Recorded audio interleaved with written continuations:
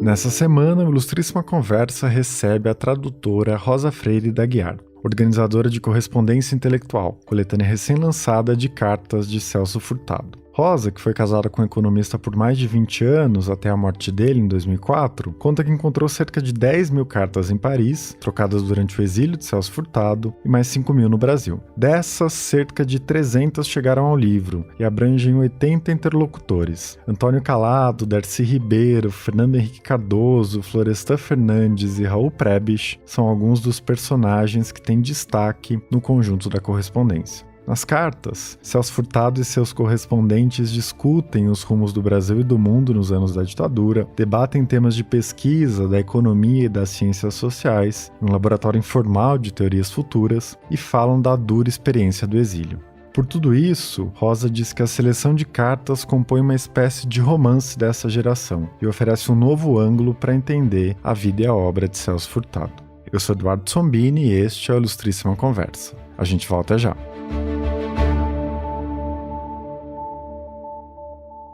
BTG+. Baixe o app e inove seu jeito de usar banco.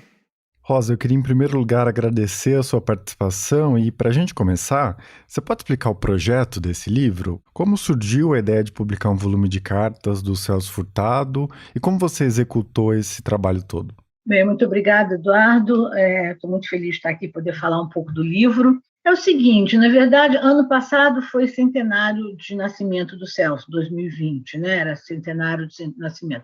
Então, eu tinha fechado 2 projetos editoriais em torno do centenário. Curiosamente, nenhum saiu no ano do centenário, um saiu um pouquinho antes do centenário, que foram os Diários Intermitentes, que eu publiquei em final de 2019, e esse agora sai em 21, né? Mas aí por outras questões, questão de crise sanitária, tudo isso, enfim, atrasou um pouco. Mas a verdade foi o seguinte, quando eu estava preparando os diários, eu fui caindo em cartas aqui e acolá, lá no Brasil, e que me pareceram cartas interessantes, mas eu deixei aquilo de lado porque eu estava preocupada com os diários.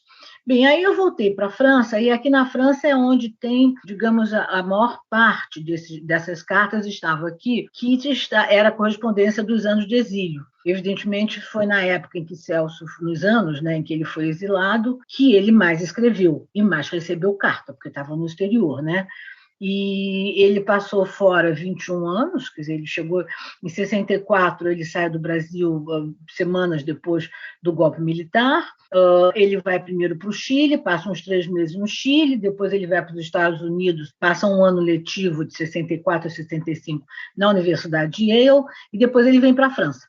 E daqui, na verdade, embora ele já voltasse para o Brasil a partir ali do final da anistia, do momento da anistia, 79, 80, por aí, ainda a residência dele era aqui, a gente só vai de vez para o Brasil em meados dos anos 80. Então, eu tinha aqui uns 20 anos de correspondência. Bem, aí comecei a dar uma olhada, elas estavam bastante bem organizadas, digamos, por ano, o Celso ia guardando as cartas que recebia em pastas, ia pondo o ano na lombada, digamos, da pasta. Então, eu comecei a ler. Fiquei muito impressionada, primeiro, com a quantidade de convites que ele recebia. Acho que o grosso das cartas são convites.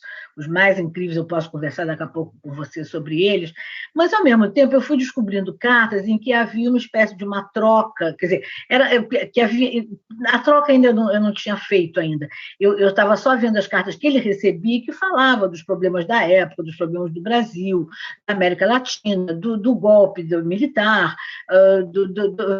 da guerra do Vietnã, que depois ia começar, da invasão da República Dominicana, que foi em 65, quer dizer, todo aquele panorama, digamos, da época de meados dos anos 60. Bem, então me deu vontade de muitas cartas ver se eu tinha a resposta, digamos, de Celso, né? E, por sorte, Celso, ele guardou muitas das cartas que ele mandou, ele guardou em cópia. É uma coisa que os mais novos jamais provavelmente ouviram falar, que a gente batia as coisas com papel carbono, né? Que, enfim, que fazia a cópia, né?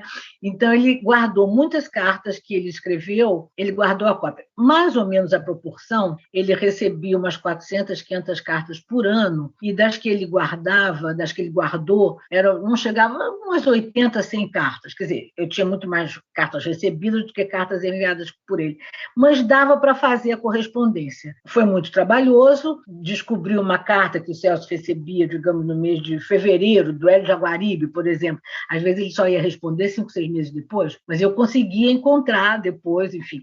Aí eu fui fazendo, a ideia foi mais ou menos essa, de ir fazendo essa correspondência do vai e volta com vários interlocutores, e aí eu virei cartomante, né? Ficava lendo cartas o dia inteiro, né? E fui avançando no trabalho. A ideia foi essa. E aí você conta que você encontrou 10 mil cartas em Paris e mais 5 mil no Brasil, né? Eu fico pensando no trabalho imenso de ler todas essas cartas, imaginando você com uma mesa, com pilhas de cartas, você lendo uma por uma, fazendo um monte de anotações.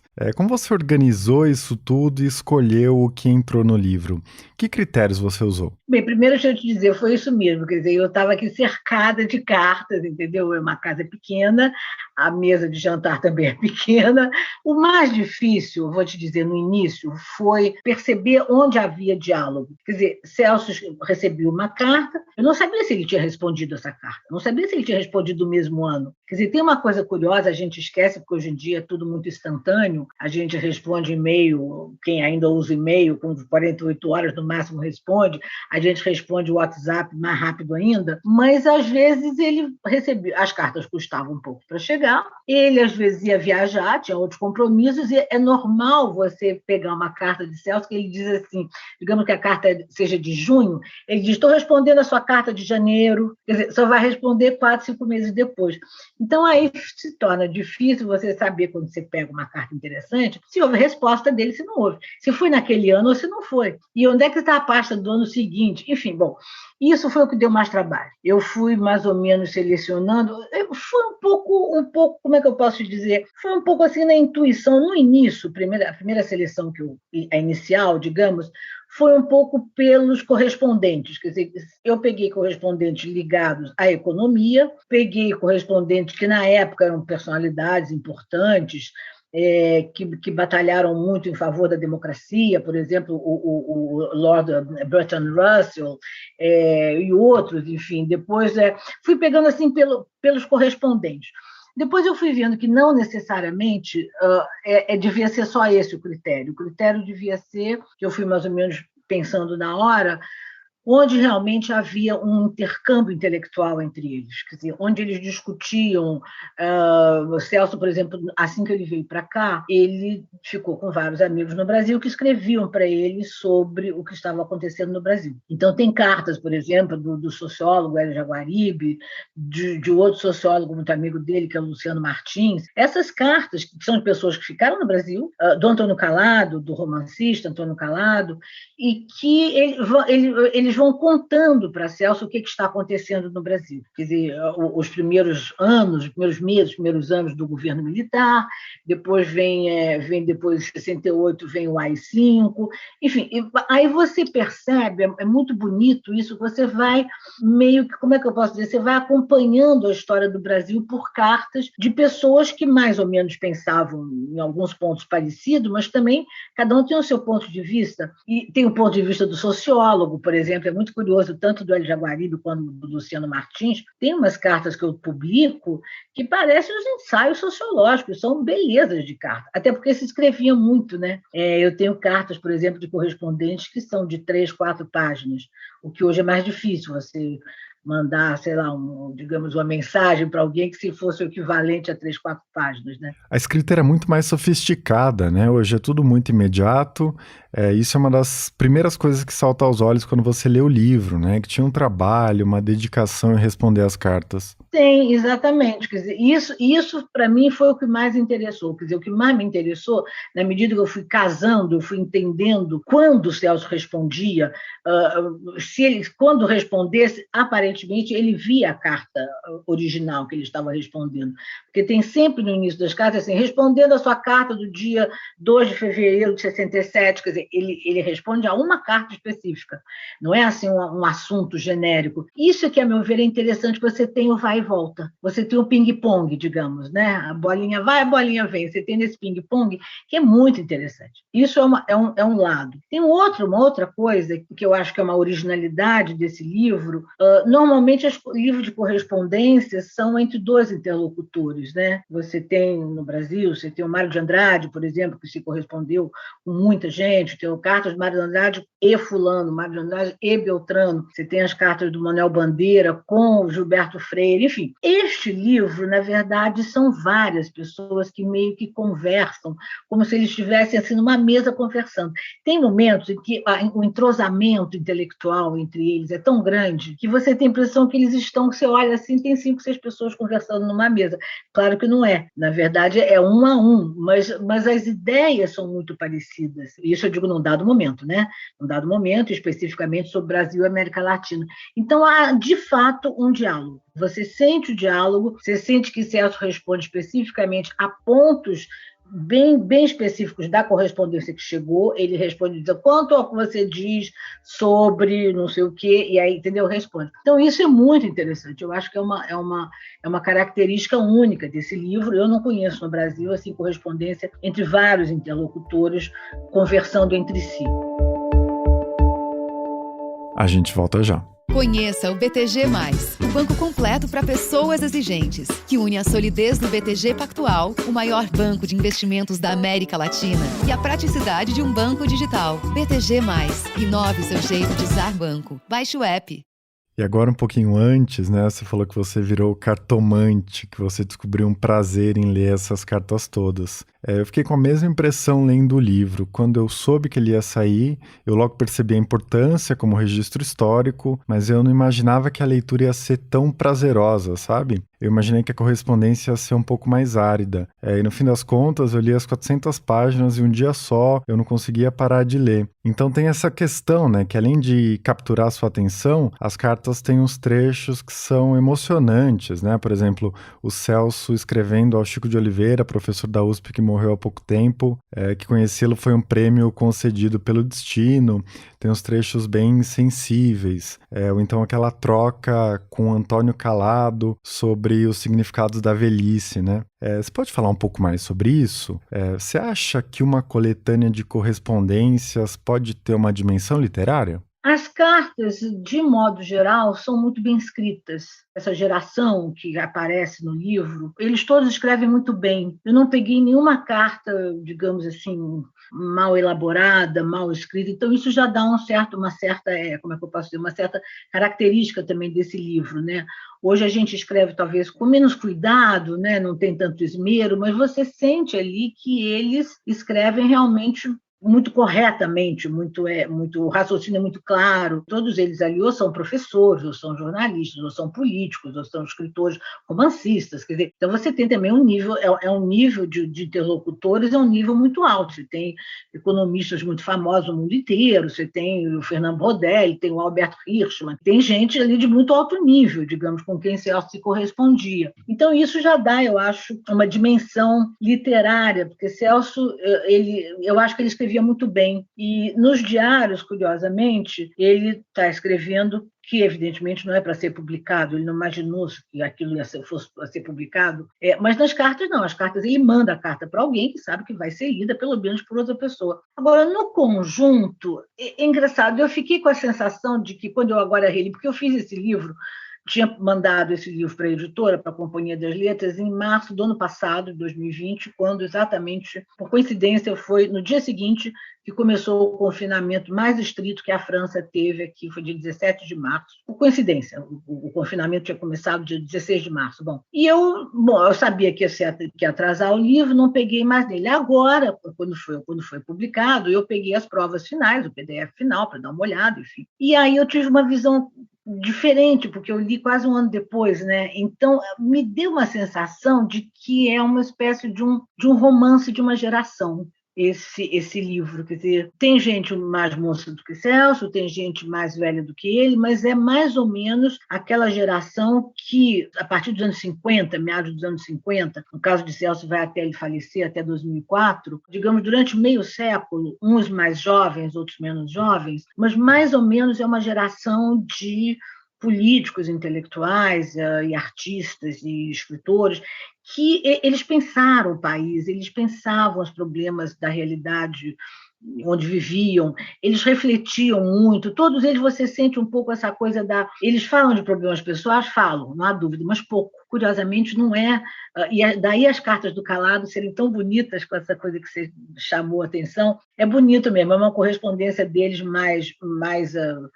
digamos, mais recente. Eles se conheceram nos anos 60, 70, por aí, em 60, quando o Celso estava na Sudene, e Calado vai fazer, como jornalista, grande jornalista do Correio da Manhã, vai ao Nordeste fazer uma série de reportagens sobre o governo de Arraes, que depois foi publicado num livro chamado Tempo de Arraes, e faz também umas reportagens grandes sobre o engenho da Galileia, isso no Recife, onde mais ou menos foi, digamos, onde brotou, digamos assim, o movimento das ligas camponesas. Bom, então eles eram bastante ligados e gostavam, eles eram muito amigos, e mais no final da vida, lá pelos anos já quase 90, se não me engano, já estão, o Calado um pouco mais velho que Celso, chegando aos 70 e muitos anos, se encaminhando para os 80, né? E naquele momento o Celso estava lendo um livro sobre a senectude, se não me engano era o livro do Bobbio, do Norberto Bobbio, e então troca, por coincidência, Calado escreve para ele, dizendo que está chegando perto dos 80 anos, e que tem problemas, é velhice e tal, mas que também, na verdade, ele aí faz uma metáfora muito bonita com o barco. Ele foi assim, é um momento em que às vezes o barco rateia, o motor do barco fica rateando, a gente tem a impressão que não vai chegar, mas na verdade a melhor coisa que a gente faz é então começar a navegar a vela, já que o motor rateou. E a vela a gente descobre coisas que com o motor a gente não descobria, quer dizer, é navegando a vela mais lentamente que a gente descobre os peixes dentro d'água, o translúcido do mar, quer dizer, a gente vai ter outras descobertas, vai ser mais lento? Vai ser mais lento, mas não faz mal, quer dizer, tem as suas vantagens, as suas belezas a lentidão, quer dizer, dando a entender que, na verdade, na velhice você tem outra visão, mas que é muito bonita também da vida. E aí o Celso responde um pouco, uma carta também que ele diz que o que para ele caracteriza a velhice seria a solidão, né? Tem várias trocas assim pequenas de Celso. Eu penso em outra, mas aí é outro relacionamento, não é de amizade propriamente, é de uma pessoa conhecida, a Lina Bardi. Estou lembrando dela porque agora saíram biografias sobre ela, né? Estudos sobre ela, né? Ela tinha trabalhado quando o Celso estava na Sudene, ela fez um projeto de artesanato, a valorização do artesanato no Nordeste, foi falar com o Celso aprovou e tal, tudo bem. E depois eles nunca mais se viram, e ela então escreve uma carta para ele, e ela aí diz, ela remete as memórias, digamos, a esse projeto de artesanato, dando um pouco a entender que era uma forma também de ajudar as pessoas muito pobres do Nordeste. E Celso rebate com uma certa, eu não vou dizer dureza, mas ele põe um pouco os pingos nos is, como quem diz, fazer algum projeto apenas para ajudar os pobres não é a minha missão, não é o que eu acho que tem que ser feito. E ele aí diz, isso está muito bom para as associações e igrejas, isso é um ato de caridade que fica muito bem feito nas associações religiosas, nas igrejas, mas não é isso. Quer dizer, mas aí eu entendo, eu até fiquei um pouco assim, eu digo, ele está sendo um pouco duro com a Lina, mas depois eu entendi, é porque o projeto de Celso, quer dizer, não é aquela coisa de se apiedar dos pobres, não era isso. A ideia dele do desenvolvimento, o desenvolvimento social, era a inclusão, não era você ficar ajudando o pobrezinho da mocinha que faz uma renda, e tá bem, mas não é isso, não é isso. Então, mas a Alina aí depois responde, e aí você vê que ela entendeu, quer dizer, eles acabam se entendendo, mas tem ali uns momentos muito bonitos que eu acho da correspondência deles. Tem umas correspondências muito bonitas, tem uma carta que eu gosto muito, uma carta do Lúcio Costa, que foi, digamos, um dos arquitetos, né, do Palácio Capanema, no Rio de Janeiro, e ele, aquele prédio lindo, né, que o Corbusier também foi um dos arquitetos, né, que deram muito assistência, muito palpite naquele prédio, digamos, é um projeto um pouco conjunto. e ele provavelmente, é uma carta quando o Celso é ministro, lá para 86, 7 por aí, e provavelmente deve ter tido alguém ali que queria fazer modificações no prédio. E o Lúcio Costa pula, digamos, dizendo assim, o senhor, por favor, o senhor é responsável por esse prédio, o senhor não me deixa fazer bobagem, não me deixa algum moderninho, querer acabar com, por exemplo, com os brise-soleil, que era aquele tipo de janela que era feita exatamente para um sol de um lugar quente, de uma cidade quente como o Rio de Janeiro, e ele chama Celso às falas e diz, o senhor é o responsável pelo prédio, o senhor não me deixa fazerem bobagem lá naquele prédio. É muito engraçado o tom do Lúcio Costa. Tem muitas cartas assim curiosas, digamos. As cartas para o Márcio Moreira Alves também, aquele jornalista que teria sido, enfim, o estopim do AI-5, né? Eu não acredito muito nessa história, mas, enfim, os militares diziam que ele tinha feito um discurso contra as Forças Armadas e que isso não era possível, que teria então que caçar o Marcito, ele era deputado na época, e acabaram fechando o Congresso, enfim, bom. E as cartas dele, que ele sempre foi muito assim, desabrido no falar, e ele diz, agora eu me recolho a minha insignificância, eu vou começar o meu exílio, agora chegou a minha vez de ser exilado. As cartas do exílio são muito bonitas também, viu? Eu acho que são muito outro elo, digamos assim, importante para ligar essa gente toda que fala por cartas, esse diálogo. Um dos elos, a meu ver, é o sofrimento do exílio, né, Eduardo? Acho que está muito presente isso, em muitas cartas, né? Vamos falar disso agora. Acho que esse é um dos temas mais importantes das cartas, né? E o que é interessante é que as cartas têm essa tentativa de entender o que está acontecendo no Brasil, o que está acontecendo no mundo, mas também esses relatos muito pessoais de como é ter a vida completamente desestruturada e ser obrigado a sair do país, né? Então, por exemplo, eu lembro das cartas que você incluiu entre o Celso Furtado e o Darcy Ribeiro, em que o Celso fala que chegou a Paris com um certo sentido de permanência, que permitiu ultrapassar a visão do transeunte. Eu achei esse termo excelente para descrever esse dilema que os exilados viveram. Quais são suas impressões sobre isso? Você tem razão, eu acho que esse eixo das cartas dos exilados é um dos grandes momentos do livro, né?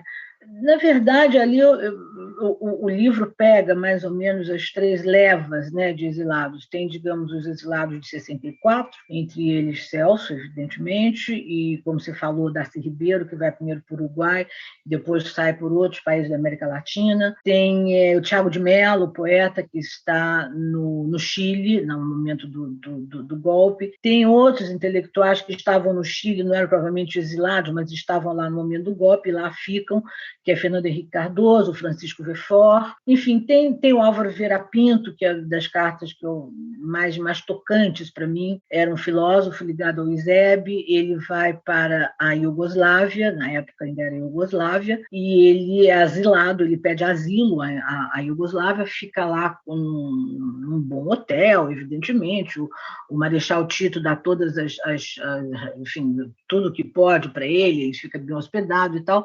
Mas e aí? Quer dizer, faz o quê? Ele era mais velho que o Celso, um pouco, não muito, mas você sente que ele está se sentindo muito envelhecido, muito. Ele diz, eu fui a minha vida inteira um intelectual, um professor de filosofia, e é muito bonita a carta que ele diz o que ele sabe fazer, as línguas que ele sabe, as leituras que ele fez. Você fica até um pouco encabulada de dizer, eu não precisava ler isso, eu sei quem ele é, eu não preciso um currículo dele para dizer que ele sabe francês, inglês, grego, alemão, realmente era uma pessoa muito culta, e ele tem uma espécie de um pedido de socorro, não é o único, dizendo, tudo bem, eu estou aqui na Iugoslávia, eu estou bem tratado, eu estou num bom hotel, tudo, mas e aí? Quer dizer, eu vou ficar aqui fazendo o quê? Quer dizer, vou dar aula, eu tenho que aprender servo-croata para dar aula de filosofia aqui na faculdade de Belgrado, quer dizer, é muito triste, é muito triste. Então ele pede para Celso, pergunta se Celso teria alguma sugestão a fazer para ele trabalhar em algum lugar, enfim, na América Latina de preferência, ou na França, e Celso felizmente consegue colocá-lo em contato com uma pessoa da Universidade do Chile, e o Álvaro Vieira Pinto vai para o Chile, se muda para lá. Bom, isso é apenas um exemplo, quer dizer, essas cartas todas, elas denotam problemas muito sérios do exílio, que a gente, às vezes, nenhum deles está queixoso propriamente, não é lamúria que a gente vê nessas cartas, mas são problemas problemas práticos da vida, do dia a dia, famílias que se separam, o intelectual, o professor consegue sair, mas deixa a mulher no Brasil, que não conseguiu ainda, filhos que estão mais ou menos com as suas vidas, mais ou menos, enfim, encaminhadas, ou pelo contrário, que às vezes tem que suspender a vida que estão tendo no Brasil para ir para o exílio, nem sempre os filhos querem ir, quer dizer, mas também os pais não querem deixar os filhos sozinhos no Brasil, problemas financeiros de várias ordens, você deve lembrar da carta do Tiago de Mello pedindo uma ajuda financeira a Celso, porque ele fez uma operação. O Tiago, coitado, sofreu 2 exílios, né? Primeiro ele estava no Chile quando veio o golpe de 64, e depois ele está no Chile quando tem o golpe do Pinochet, em 73, e ele tem que novamente sair para mais um exílio, e ele vai para Buenos Aires. Nesse momento ele tem um problema de coração, ele tem que fazer uma cirurgia, a cirurgia é bem sucedida, ele vai para Buenos Aires, escreve para Celso, dizendo, felizmente a cirurgia, enfim, correu bem, mas tem os remédios são muito caros. A gente não tem ideia, às vezes, dessa dimensão do dia a dia, né, que as pessoas estão enfrentando problemas, né? E aí ele disse, se você puder me mandar algum recurso, alguma ajuda financeira, Celso manda, e demorava muito para você fazer um DOC ou um TED, né? Naquela época não tinha Pix ainda, né? Era bem mais difícil, bem mais lento, e algum tempo depois Tiago manda uma segunda carta para Celso, já em Buenos Aires, dizendo que agradece a remessa e que, quando o dinheiro chegou, felizmente, os problemas dele, financeiros, ele já tinha mais ou menos equacionado, então que ele passava aquele dinheiro para uma pessoa mais necessitada do que ele. Eu acho que é uma coisa muito bonita nesse livro que você sente, é uma espécie de é uma solidariedade medular que existe entre essas pessoas. De certa forma, cada um tem um pouco o trabalho, quer dizer, o papel um pouco de anfitrião. No caso de Tiago, quando tem o golpe de 64, ele já estava no Chile, ele tinha sido adido cultural mandado para lá pelo Jango, então ele já estava no Chile, ele fez uma espécie de recepção, digamos, a cada exilado que chegava. Ele era um homem muito bem relacionado, morava na casa do Pablo Neruda, nada menos, quer dizer, ele conhecia toda a planta maior do Chile, de intelectuais, de políticos, toda essa gente, e ele foi uma pessoa absolutamente fantástica para ajudar as pessoas a encontrar outras pessoas, a encontrar alguma pista de emprego, enfim. Ele realmente teve um trabalho fantástico. Eu vejo um pouco isso no Celso aqui digamos, um pouco anfitrião, porque ele foi dos primeiros a vir para a França. Na leva deles, digamos, Miguel Arraes foi para a Argélia, Darcy Ribeiro ficou na América Latina, Fernando Henrique estava lá, alguns outros estavam nos Estados Unidos, como Florestan, Ottaviani, mas aí eles estavam nos Estados Unidos. Antônio Cândido esteve por aqui, mas logo depois parece que foi embora, 65 ou seja, foi embora. Então, Celso, como era também um professor, ele tinha muitas relações na América Latina, e aqui também, ele fez um pouco um trabalho de anfitrião, mas isso é muito, quer dizer, eu não quero dizer que essa palavra, talvez fique um pouco pedante dizer isso, mas o que havia, de fato, você sente nessas cartas, é uma imensa solidariedade entre eles. Em 68, por exemplo, tem algumas cartas que você deve ter visto, com o AI-5, de certa forma, o governo militar fabricou outra leva de exilados, né? Quer dizer, proibindo as pessoas de trabalharem no Brasil. Umas cartas muito bonitas deste ponto de vista, digamos, são a do físico, José Leite Lopes. Ele dirigia o Centro Brasileiro de Pesquisas Físicas, era um homem de grande prestígio no Rio de Janeiro, e é cassado, aposentado, né? Enfim, entre aspas, o aposentado pelo AI-5. Ele é proibido de ensinar em todo o território nacional. Então, ele necessariamente era o que ele fazia, ele tem que sair do país. Quer dizer, de certa forma, o próprio governo, quer dizer, as arbitrariedades do governo militar criaram uma outra leva de exilados, né? E tem, nesse caso, 68, e Celso, então, fazia uma espécie de digamos, de um meio de campo entre, no caso do Leite não precisou, mas, por exemplo, quando tem o golpe do Chile, tem uma terceira leva, tem uma carta, por exemplo, do José Serra, e o Serra está exilado, enfim, refugiado um pouco numa embaixada em Santiago, e ele escreve para Celso, é uma carta que evidentemente tem que vir para o portador, porque é uma carta dessas dias depois do golpe do Pinochet, não chegava à França jamais por correio, e nem o Serra provavelmente conseguiria pôr no correio uma carta naquele momento, e ele então escreve por um portador, pedindo para Celso ver se Celso consegue algum lugar para ele sair do Chile, para onde ele poderia ser professor professor ou acabar o curso dele, enfim. Então a gente sente muito esse interesse de um ajudar o outro, quer dizer, é um momento muito solidário, eu acho muito, muito bonito isso também, viu, nessas cartas. E depois tem as cartas, mais um capítulo adiante, que são as cartas ajudando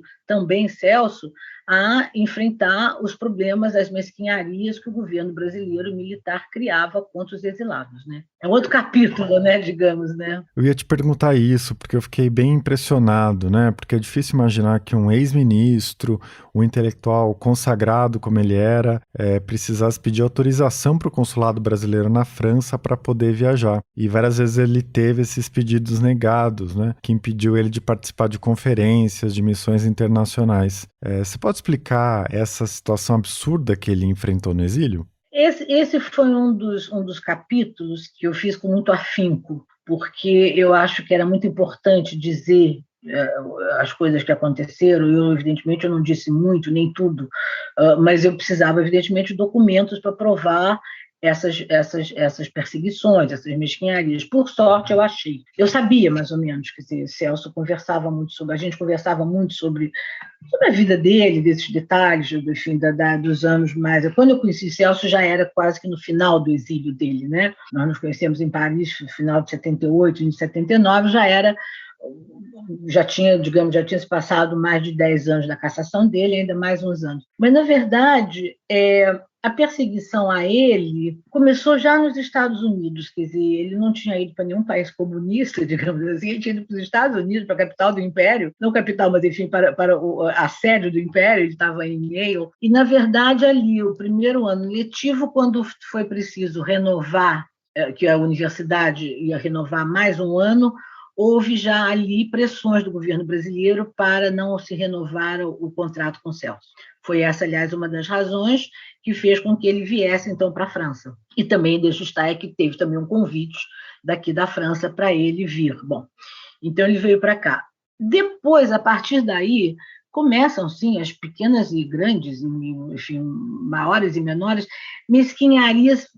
Mas não foi só com ele, quer dizer, eu tenho as provas, digamos, né? Eu tenho as cartas, tenho a carta dos diplomatas, de um diplomata, que era o cônsul, negando o visto. E o Celso tinha um pouco a impressão de que o que eles gostariam realmente é que Celso entregasse o passaporte, uma vez qualquer que fosse trocar, ou fosse renovar, enfim, e pedisse asilo político na França. E isso, evidentemente, Celso jamais quis fazer, ele preferia ir tentando manobrar com esse passaporte restrito e restritivo, mas ele achava que era melhor do que ficar como asilado, e que aí sim poderia haver muito mais dificuldade para a renovação do contrato dele na universidade. A vida dele do dia a dia, a vida do asilado é realmente muito mais complicada, né? Então ele foi tentando ver o que dava para fazer com o passaporte. A coisa do Brasil, quer dizer, a perversidade, digamos, ou a esperteza, como você queira, é que cabia ao Brasil dizer se ele permitiu ou não você ir para algum outro país.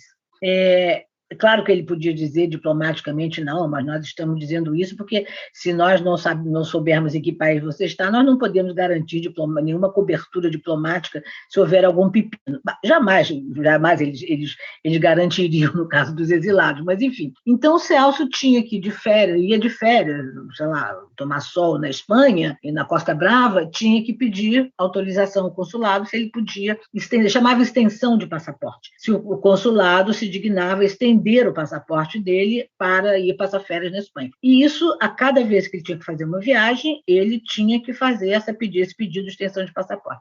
E o consulado dava ou não. Punha a culpa na Secretaria de Governo, na Secretaria de Estado, que era evidentemente em Brasília, e ficava por isso mesmo. Houve pelo menos 2 ou 3 casos, um deles, quer dizer, 2 deles ele se refere nas cartas. Um foi as Nações Unidas, que o convidam como técnico, evidentemente, para dar uma espécie de uma assistência a um projeto de desenvolvimento regional no Egito, em torno de Assuã. e portanto, era uma missão das Nações Unidas, né? Esse pedido foi encaminhado na sede das Nações Unidas, em Nova York, e a delegação brasileira se nega, não deixa, quer dizer, a delegação brasileira não deixou as Nações Unidas darem um visto para Celso ir trabalhar sob a bandeira, digamos, das Nações Unidas. O governo brasileiro não deixou. Evidentemente, tem uma carta do Philippe de Sena, que era o subsecretário-geral, explicando isso para Celso, muito encabulado, inclusive ele fica muito constrangido nessa carta que ele escreve para Celso, mas dizendo que, evidentemente, que dentro das Nações Unidas o secretariado tem que obedecer o que cada país pede, né? Então, o Brasil pediu para não dar, eles não dão. Bom, mas era uma missão técnica, não tinha nada de mais, não tinha nada de político, nada. Outra era um congresso da Associação Internacional de Historiadores Econômicos, que ia ser realizado em Leningrado, e Celso, atual Petersburgo, né? E Celso, então, foi convidado pelo Fernand Braudel, que era o grande nome da história na Europa, no mundo, eram os grandes historiadores, né? E o governo brasileiro também não dá, e fica fazendo aquela coisa, quer dizer, Celso pedia com muita antecedência, 3, 4 meses antes, e tem uma carta dele dizendo, comunicando aos organizadores do Congresso, olha, o tempo está passando e o consulado não se manifesta, e acabou dizendo que não ia dar a autorização.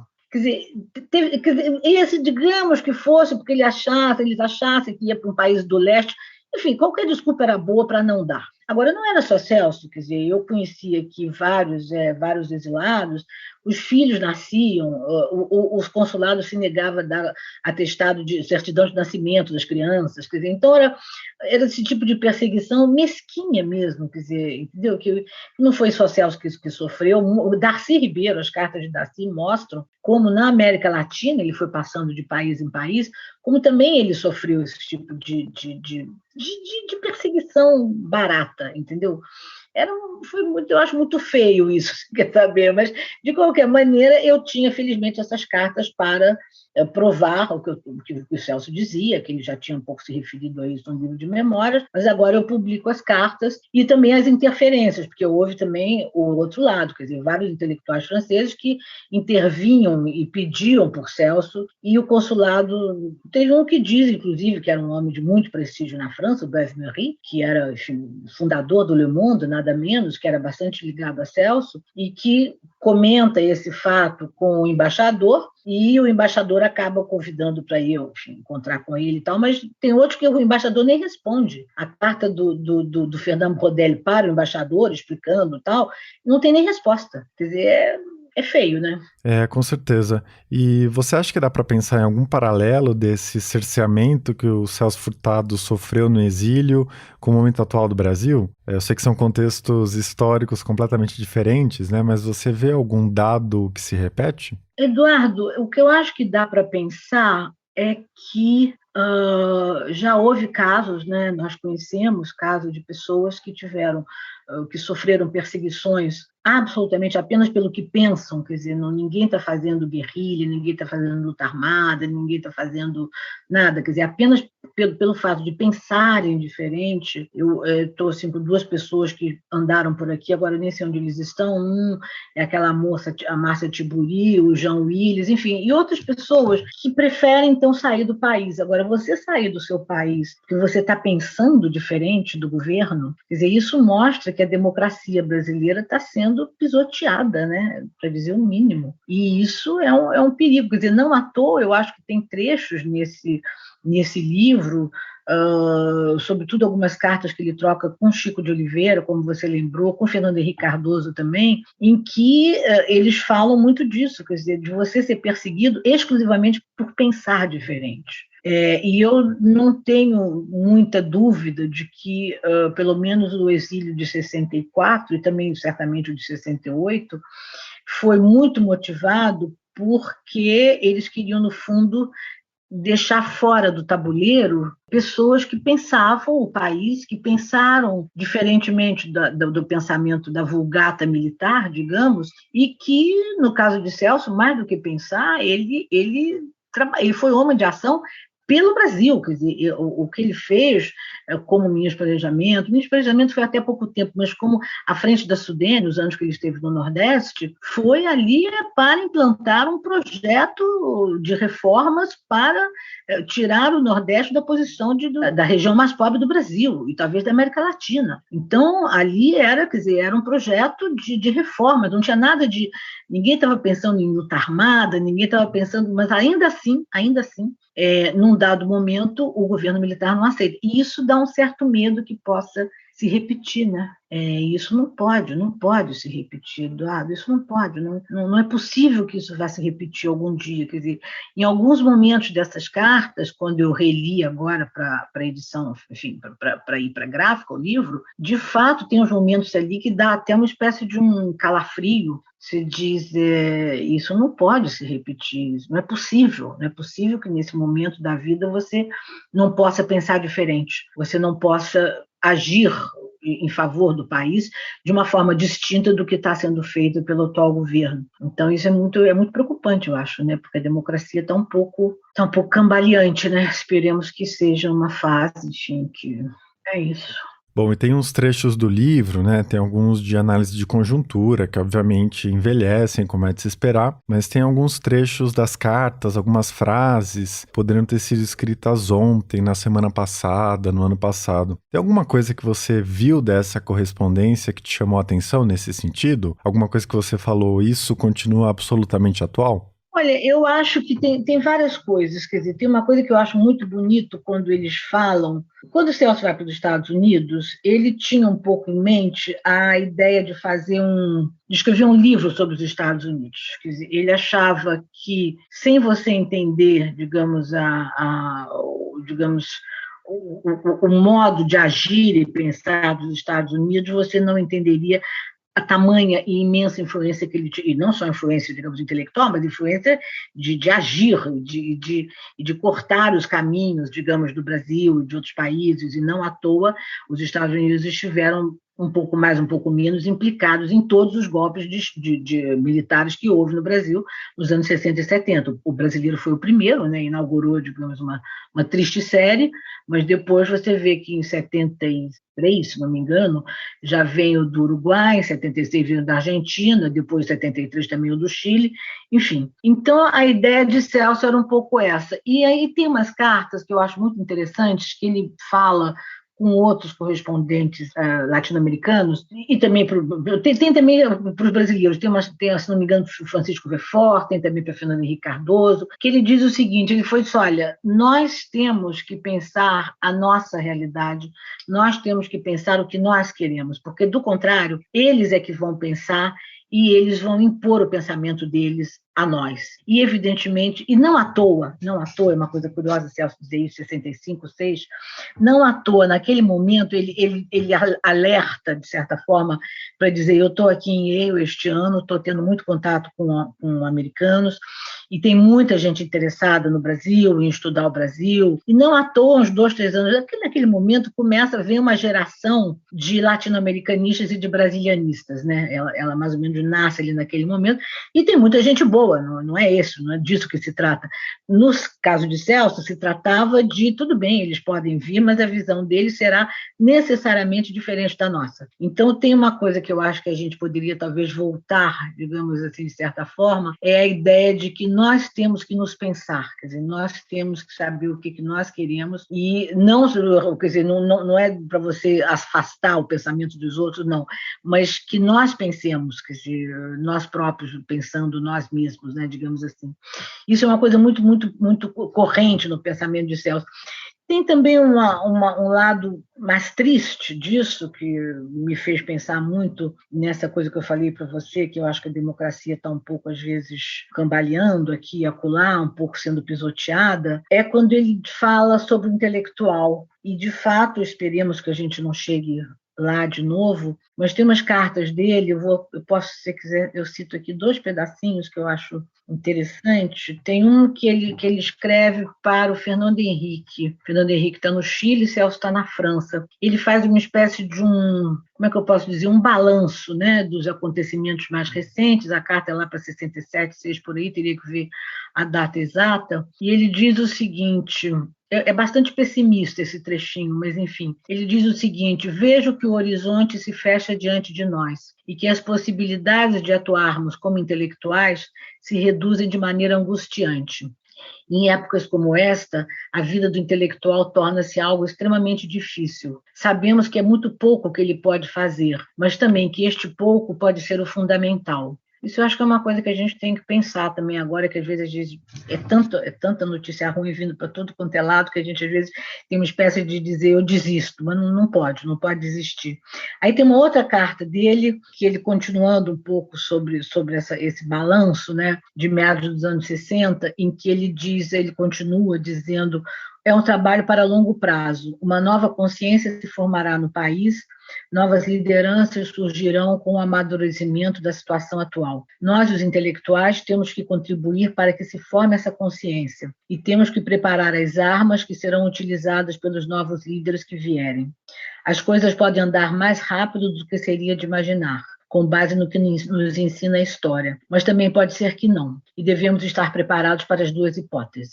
Então, eu acho isso, quer dizer, às vezes a gente, quando eu li isso agora, eu digo um pouco isso, né? Quer dizer, digamos, o futuro está aberto, a gente não pode esquecer que são os homens e as mulheres que fazem a história, né? E pode ser difícil, o caminho vai ser, eu tenho a impressão que não vai ser fácil a gente sair desse imbróglio que está o país, para completar com essa pandemia muito violenta no Brasil, mas não pode desistir, né? Eu acho que tem esse lado assim um pouco muito pessimista às vezes, mas Celso sempre deixava passar um pequeno sopro. Acho que para ele mesmo, no fundo, ele não está querendo convencer ninguém, ele não está dando aula para 30 alunos, ele está escrevendo uma carta, no caso, para uma pessoa mais, enfim, com quem ele tem mais contato, mais diálogo, mas no fundo ele está querendo se ouvir, de certa forma, né? Ele sabe que vai ser difícil, ele sabe que vai ser, mas que não pode desistir, quer dizer, que pode ser que seja até mais fácil do que se pensa, né? Então deixa assim uma certa chispa, né, de esperança, né? Com certeza. Rosa, para a gente encerrar, né? Há alguns anos você organizou algumas coletâneas com textos do Celso Furtado que tinham circulado menos, os diários intermitentes, agora você publicou a Correspondência Intelectual. São sempre obras muito cuidadosas editorialmente, né? Só para ficar em alguns exemplos. E, claro, a gente não conseguiu falar mais sobre isso. Ao mesmo tempo, você seguiu a sua carreira, né, muito produtiva de tradutora. Você tem algum projeto futuro em mente sobre a obra do Celso Furtado? Quais são seus planos para os próximos anos? Olha, sobre a obra de Celso, eu acho que em princípio, eu paro por aqui, porque, inclusive, eu doei os arquivos dele e a biblioteca também. No final de 2019, eu doei para o IEB da USP, né, o Instituto de Estudos Brasileiros da USP. Então, agora é o caso de dizer agora as pesquisadoras que continuem esse trabalho, né? Tem muita coisa ainda, evidentemente, as próprias cartas, eu fiz várias seleções, você pode imaginar, a primeira que eu fiz, acho que tinha 12.500 cartas, das 10.000 que eu li só aqui no exílio. Depois eu fui fazendo outras seleções, fui diminuindo o leque, fui apertando, né, comprimindo o leque, e cheguei a essas 300. Mas eu tenho aqui em casa, por exemplo, uma outra pasta que seria, digamos, a segunda escolha, né, que ficaram para trás, porque eu tinha que escolher, inclusive o projeto era esse, quer dizer, não era fazer uma publicação da correspondência inteira de Celso, era fazer de fato uma seleção com o que, a meu ver, era mais significativo. Mas, na verdade, eu deixei muita coisa fora que também é significativo, só que eu tinha que fazer uma opção editorial, não podia também ser um livro gigantesco. Então, eu acho que, nesse ponto, quer dizer, um interesse que certamente haverá, eu tenho a impressão que haverá pesquisadores que vão continuar esse trabalho. Mas, se bem que, olha, não sei, porque também essas coisas do Celso que eu fui fazendo vida fora, vêm de repente, quer dizer, eu me lembro assim, eu digo, tem umas entrevistas do Celso curiosas, enfim, quem sabe dá para fazer um volume. Não sei, eu acho que não, por hora eu não tenho nenhum plano. Tenho agora, enfim, passando tudo isso para o IEB, agora caberá a outras pessoas, a novas gerações, continuar esse trabalho de pesquisa e de publicação, enfim. E eu continuo com a minha vida aqui de tradutora, né? No exato momento estou num outro projeto, que é um projeto muito grande, que é a retradução da Recherche du Temps Perdu, do Proust, né? Que, na verdade, é um projeto do Mário Sérgio Conte.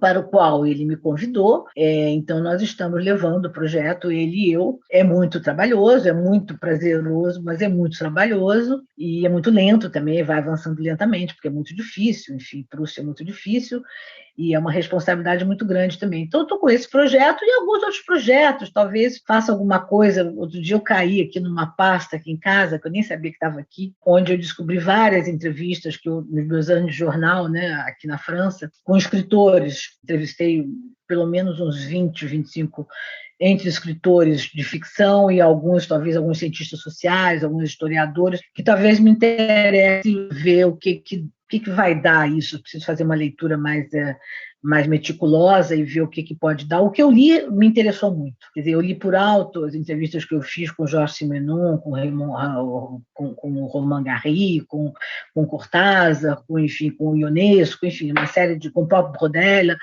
Vamos ver, enfim, projetos tem aí, vamos ver o que vem, o que vai aparecer primeiro, né? Vamos ver. Muito bom, Rosa. Queria te dar os parabéns pelo livro, é uma grande contribuição para quem se interessa pela obra do Celso Furtado, né? Por essa geração de intelectuais. Queria agradecer muito a sua participação. Muito obrigada, Eduardo. Eu que agradeço. Enfim, foi um prazer falar com você, falar um pouco do livro. E eu acho que, de fato, esse livro tem muito material para pesquisadores, até porque são cartas inéditas e é um material muito denso, muito bem colocado, muito rico. Então, a esperança é que agora os pesquisadores, os leitores, enfim, interessados na história do Brasil, digamos, no último meio século, né? Espero que agora, enfim, eles que deem um destino, né, a esse livro. Muito obrigada, Eduardo. Este foi o Ilustríssima Conversa. Eu sou Eduardo Sombini e a edição de som é da Natália Silva. Até a próxima.